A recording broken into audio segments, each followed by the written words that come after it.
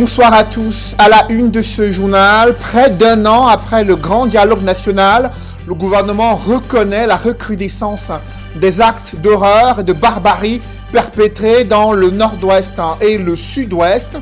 Le gouvernement, à travers son porte-parole, indique que la neutralisation des commanditaires et la pacification des régions anglophones sont les priorités du gouvernement. Stratégie inopérante et vouée à l'échec, selon le député Jean-Michel Niquieux. Dans un communiqué, il interpelle le gouvernement sur l'enjeu de résoudre le contentieux historique et de revoir et réviser la forme et la nature de l'État. Vous les écouterez dans le journal de 20h. Que se passe-t-il en Côte d'Ivoire? Des heurts ont éclaté depuis ce matin avec à la clé plusieurs morts, des manifestations anti-Ouattara après l'annonce de sa candidature à la prochaine élection présidentielle. Un mandat de trop selon les manifestants. Faux retorquent les partisans de la Santraman Ouattara. On fait le point dans la page internationale du 20h.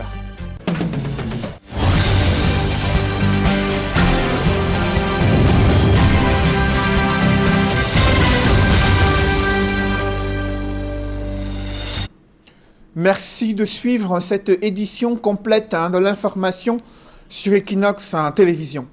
Le gouvernement reconnaît une recrudescence des actes de barbarie et d'horreur perpétrés dans le nord-ouest et le sud-ouest. Selon le ministre de la Communication, le corps de la nommée Toumassan a été retrouvé au quartier Mankanga, à Mouyouka, dans la région du sud-ouest. René Emmanuel Sadi précise que cette jeune Camerounaise, âgée de 32 ans, a été sauvagement abattue par des individus survoltés appartenant aux hordes de terroristes séparatistes. Pour le porte-parole du gouvernement, les mobiles de cet acte effroyable, c'est le refus d'adhésion aux thèses des séparatistes qui écument la région du sud-ouest. Une autre femme a été assassinée dans le département de la Meusame. La scène se déroule le 4 août 2020 au quartier Toualam par Mancon. Dans son communiqué, le porte-parole du gouvernement affirme que son meurtrier était son compagnon, un soi-disant leader terroriste séparatiste dénommé Fonté. À en croire le ministre René Emmanuel Sadi, il a assassiné sa compagne parce qu'elle était soupçonnée de connivence avec les pouvoirs publics.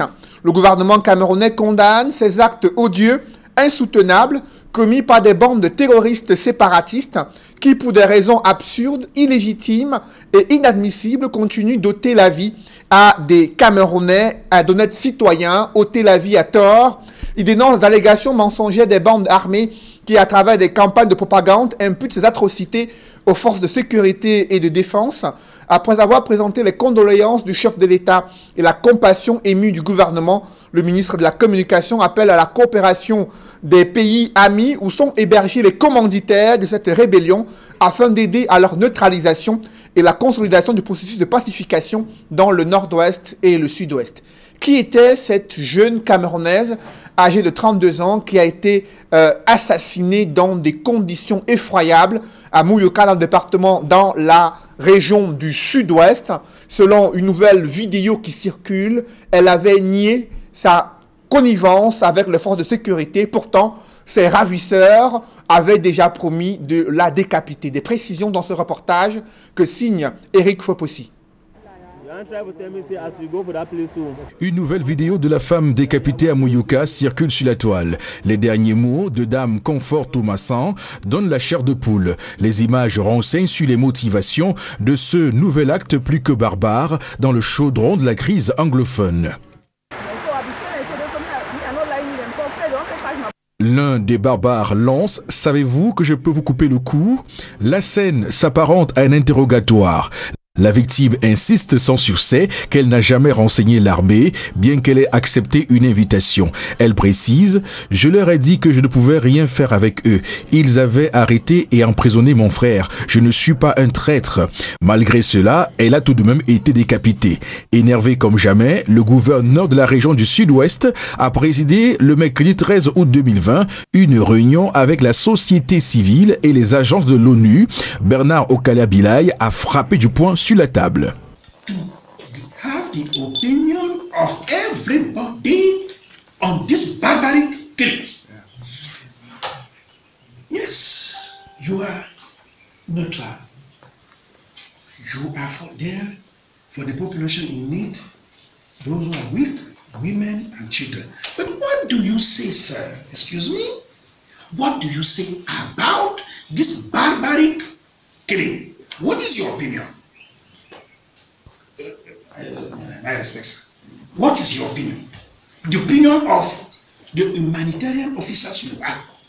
Accusés par le gouverneur de rester insensibles aux atrocités des combattants séparatistes, les représentants des organisations de défense des droits de l'homme ont rappelé qu'ils sont généralement les premiers à condamner les actes barbares.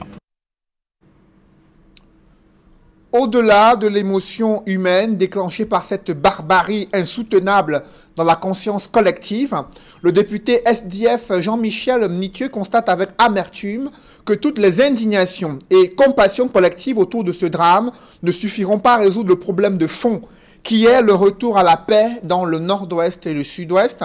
Pour le président régional SDF pour le littoral, il s'agit en réalité d'une crise politique à laquelle il faut des solutions politiques. Selon Jean-Michel Nitieux, seul le règlement définitif du contentieux historique et le retour au fédéralisme permettront un règlement pacifique, irréversible et définitif de ce conflit. Dans un communiqué, le député SDF appelle tous les acteurs d'influence certaines à l'intérieur du pays et la communauté internationale à mettre suffisamment de pression sur les pouvoirs publics et les séparatistes pour trouver une solution négociée. Jean-Michel Nitieux demande un cessez-le-feu, un véritable dialogue inclusif national au cours duquel la vérité et la réconciliation seront de mise et seront implémentées. Autre réaction, bien avant ces atrocités, c'est celle d'Elvis Ngolengole, qui est un haut cadre militant du RDPC, ancien ministre du gouvernement de la République. Il avait déjà indiqué dans cette sortie qu'il fallait rassurer les populations sur la mise en œuvre des recommandations du Grand Dialogue National, le statut spécial qui, selon lui, sont les clés pour sortir de la crise anglophone. Je vous propose de l'écouter. La destruction qui a eu lieu, ils ont fatigué de la peur qui est bien établie. Ils ont fatigué du fait que leur vie n'est pas à la normale. Ils sont fatigués de voir qu'ils ne peuvent pas se sentir libres et travailler pour leur bien-être et ça se comprend. Non, vous savez, la reconstruction et le développement qui est une des recommandations fortes le grand dialogue national et que la reconstruction et le développement est aussi le reflet de la volonté, de la vision politique et la philosophie politique du président Biya. Et il a pris l'engagement. Quand quelque chose est utile, quand quelque chose est attendu par les populations, quelles que soient les difficultés, et je crois que ce que vous dites, c'est des soucis que ceux qui voient la réalité, l'insécurité, pensent que oh, ça ne peut pas marcher, ça ne va pas aller. Ça se comprend. Mais il faut bien comprendre que nous devons éviter d'être des victimes de ce que les experts des relations internationales ont appelé l'afro-pessimisme. Nous ne devons pas accepter d'être des pessimistes. Le pessimisme africain ou le pessimisme comme philosophie de vie ne marchera pas. N'est pas pour l'Afrique. L'Afrique doit être par définition, par essence, une population, un peuple optimiste. Le fait que vous avez une difficulté ne veut pas dire qu'il faut éviter de vivre. Le fait que vous avez des difficultés ne veut pas dire qu'il ne faut pas oser. Non, il faut être une population créative qui ose, qui est prête à affronter des difficultés. Et parmi les difficultés criardes des populations dans la région du sud-ouest, c'est l'enclavement des routes, notamment en Tombelle, là où il y a plusieurs localités, des bassins agricoles, où les populations peinent à écouler leurs produits alimentaires. Ils déplorent le mauvais état des routes, l'absence des infrastructures qui sont infrastructures sociales de base et également interpelle les pouvoirs publics sur l'abandon quant à la réalisation de nombreux projets de développement. Des précisions avec Isabelle Carole Zoupette et Jacquino Molon.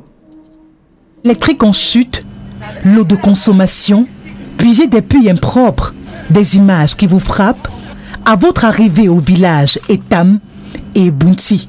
Nous sommes dans l'arrondissement de Tombelle, dans la région du sud-ouest. Ces deux villages lugubres Par ailleurs, mamelles nourricières des régions du sud-ouest et du littoral, de par leur riche production agricole, sont coupées du reste du pays. Trois problèmes, la route, l'électricité et d'eau aussi. Ici, les seigneurs de la terre sont contraints d'utiliser des pirogues pour transporter leurs produits agricoles à cause de l'absence des routes en bon état.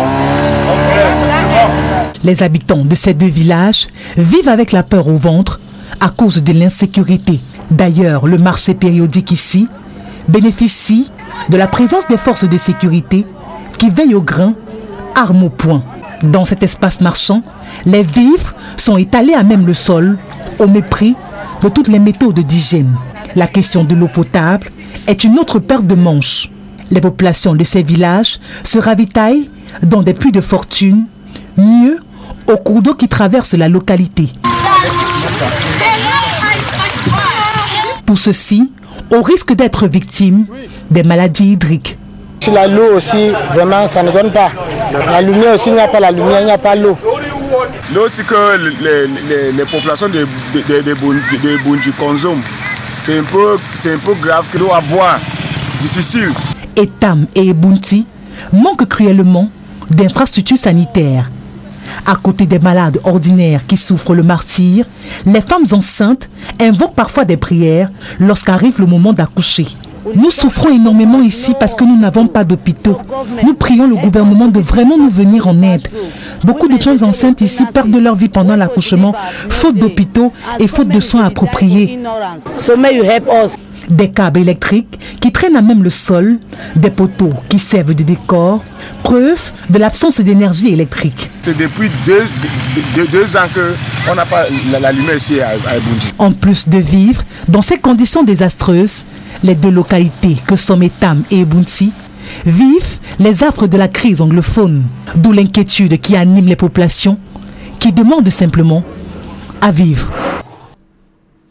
Restons dans ces zones rurales situées dans les régions anglophones pour évoquer les efforts des municipalités à rembler et améliorer la mobilité sur les pistes rurales. Cela pourtant reste insuffisant pour faire face à la dégradation des axes routiers et l'enclavement observé dans les bassins agricoles. Reportage Xavier Foucault.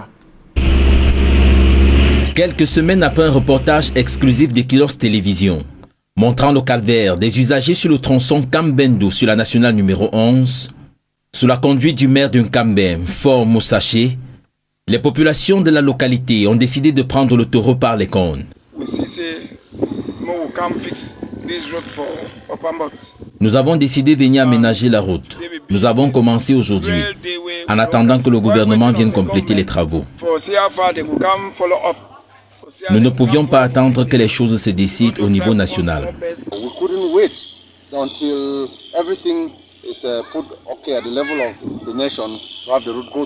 À l'aide des engins ou à main nue, les travaux avancent tout doucement. Un acte apprécié par le délégué départemental des travaux publics.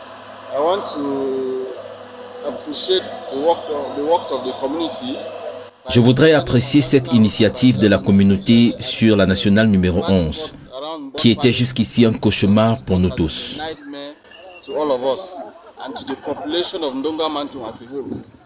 Alors que tous s'investissent dans les travaux, le maire lance un appel aux indécis.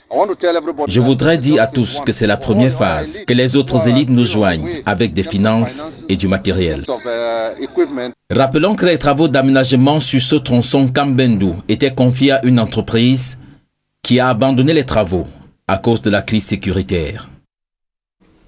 Une situation sécuritaire scrutée également dans la région de l'Est.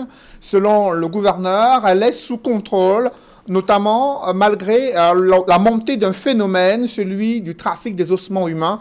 Sur le plan sanitaire, la mise en œuvre des mesures barrières et la gestion de la crise sanitaire est également effective. Le gouverneur Grégoire Mvongo a appelé à une plus grande vigilance des populations. Il a également demandé à ce qu'il y ait le respect des mesures barrières au niveau des frontières entre le Cameroun et ses pays et ses voisins d'Afrique centrale. Le bulletin de santé de la région du Soleil Levant vient d'être dressé à Batouri. D'autres précisions avec Benjamin et Sam. Les préfets des 4 départements de la région de l'Est autour du gouverneur Grégoire Mvongo. Les autorités administratives, les délégués régionaux, puis quelques magistrats municipaux et les forces de maintien de l'ordre ont tenu à évaluer le travail administratif, mais surtout la situation sécuritaire et sanitaire de la région de l'Est. La région de l'Est se porte bien. La situation sécuritaire est sous contrôle. Elle est même en amélioration constante. La situation sanitaire aussi est sous contrôle. Maintenant, en ce qui concerne la vie économique, bien qu'elle soit impactée aussi par la COVID-19, on constate que les grands chantiers de l'État s'exécutent. Sur le plan sanitaire justement, la pandémie du Covid-19 est malgré tout sous contrôle. Nous avons mis dans tous les 14 districts de santé les postes de dépistage qui travaillent en fixe et en stratégie avancée. Ici par exemple, nous visitons au niveau aujourd'hui à Batouri un poste de dépistage fixe où on a un service complet où vous pouvez être testé. Après le testing, vous avez votre counseling. Après le counseling, si vous êtes positif, vous avez vos médicaments sur place et vous rentrez chez vous avec une équipe pour désinfecter votre maison. Le gouverneur de l'Est, pour avoir le cœur net, a tenu à visiter le district de santé de Batouri. Le chef-lieu du département, l'Acadéi, pas du tout épargné par le coronavirus. La région de l'Est est une région qui est effectivement touchée. Nous sommes aujourd'hui à plus de 981 cas, c'est important de le signaler. Le district de santé de Batouri, par exemple, il figure parmi les districts de santé où on a des clusters en évolution. Et le but pour nous ici, c'est de tester au maximum afin d'éviter les cas graves. Situation sécuritaire tout aussi maîtrisée dans le soleil levant. Les incursions des bandes armées avec demande de rançon et prise d'otages, bien que le nouveau trafic des ossements humains fait progressivement son lit. C'est vrai que les résultats sont bons, mais il faut faire davantage, il faut faire mieux. Et je leur ai conseillé d'être vigilants, je leur ai demandé d'être proactifs, je leur ai demandé de travailler en étroite collaboration avec les membres de leurs états-majors respectifs. Avec le Covid-19, point n'est besoin de baisser la garde. Grégoire Mvongo recommande le respect des mesures barrières. Les questions d'insécurité se posent avec acuité dans la région de l'Ouest, là où le vol des voitures a pris de l'ampleur, notamment dans le département du Noun. Un gang de présumés voleurs de voitures ont été interpellés par les fins limiers de la gendarmerie. Des précisions dans ce reportage. Vaste réseau de vol de voitures démantelé dans l'arrondissement de Fumbot, département du Noun. Ces 4 véhicules ont été retrouvés dans un parking à Koptamo après une enquête de la compagnie de gendarmerie de Fumbane. Les véhicules auraient été conduits ici par ce gang de présumés hors la loi. Il s'agit de Ndjikusa Pouamoun Suleiman, 27 ans, Yaya Ousseini, 33 ans, Payang Ibrahim, 36 ans, présentés comme un gang de malfrats. Les victimes témoignent. Dans la nuit du 28 juillet, j'ai été victime. Je rentrais du service à 22h. J'ai appelé mon fils, mon premier fils. Il a ouvert la barre, j'ai compris son cri. Oui. Il me retourne, j'ai trouvé 2 bandits. Ils étaient armés avec les armes. Ils m'ont demandé de l'argent. J'ai sorti 110 000 dans mon véhicule et donné. Ils ont amené par ma voiture. J'ai appelé toute la famille. Appelé la brigade de Fumbo. La brigade de Fumbo est venue. Je suis allé décharger l'arachide. Magasin de Fumbo. 23h30, j'ai pris la route pour rentrer vers la chambre froide de Fumbo.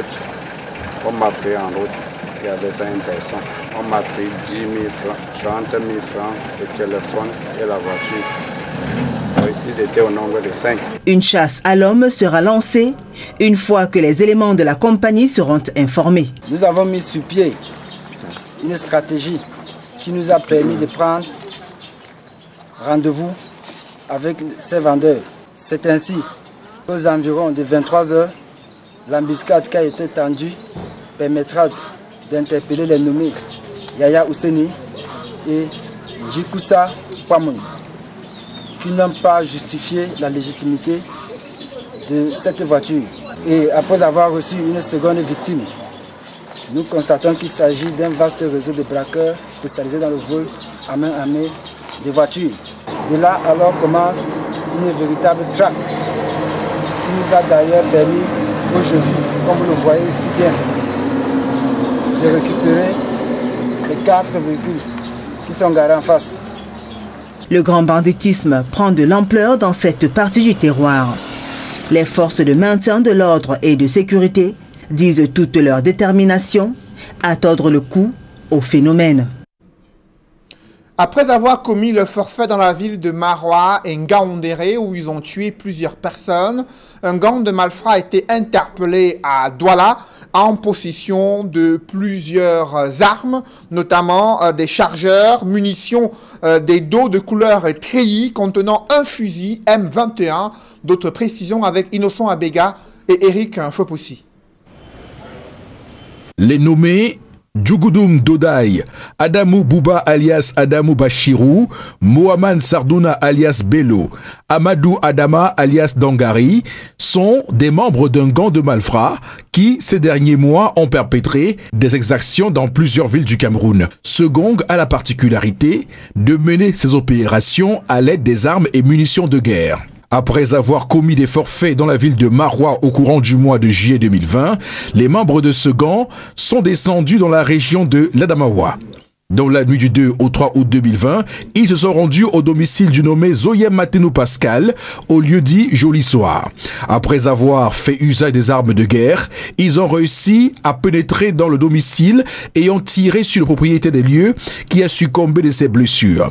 À l'occasion, ils ont emporté un coffre-fort contenant une importante somme d'argent. Depuis quelques jours, ces derniers ont été signalés à Douala et par message porté, le colonel commandant la Légion de gendarmerie de l'Adamawa a mis une équipe d'éléments du bureau lutte contre la grande criminalité de son état-major en mission. Un échange d'informations entre cette équipe et les éléments du bureau lutte contre la grande criminalité de la Légion de gendarmerie du littoral a permis de monter une opération sous la supervision du colonel commandant la Légion de gendarmerie du littoral qui, dans la soirée du 10 août 2020, a conduit leur interpellation au quartier Yambon Japoma Douala, lieu dit entrée chinoise. Au cours des investigations, un sac à dos de couleur treillis contenant un fusil M21, 4 chargeurs, 618 munitions de calibre 5,56 mm x 45, une bretelle de couleur noire,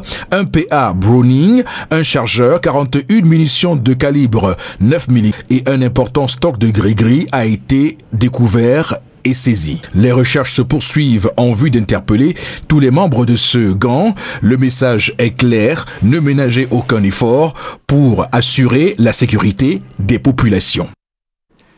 En bref, à présent, un grave accident de la route a fait au moins 2 morts au lieu d'y entrer lycée sur la pénétrante est de Douala. Un camion roulant à vive allure a percuté une moto sur laquelle se trouvaient 3 personnes, le conducteur de la moto et 2 passagers, une moto en état de surcharge.